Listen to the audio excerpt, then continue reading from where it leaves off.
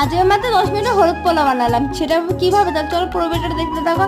আর এখানে দেখো পোলাও বানাবো বলে হলুদ দিয়ে চালটাকে ভালো করে মেখে ধুয়ে মেখে রেখে দিয়েছি। তারপরে এখানে কাজুটাকে হালকাভাবে ভেজে নামিয়ে নিলাম। তারপরে এখানে কিশমিশটাকে হালকাভাবে ভেজে নামিয়ে নেবো।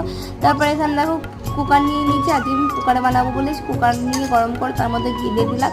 তার মধ্যে গোটা গরম মশলা আর 3টে এলাচি দিয়ে ওই ভিজিয়ে রাখা চালটাকে এবার দিয়ে ভালো করে নাড়াচাড়া দিয়ে নেবো। দিয়ে তার মধ্যে জল দিয়ে নেবো, পরিমাণ মতন জল দিয়ে।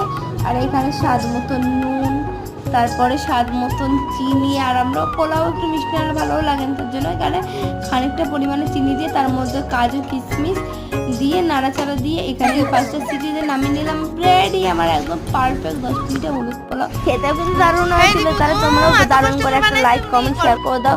আর তাদের চ্যানেলটিকে সাবস্ক্রাইব করে আমার পাশে থাকবে। টাটা বাই বাই, দেখা হচ্ছে নেক্সট ভিডিওতে।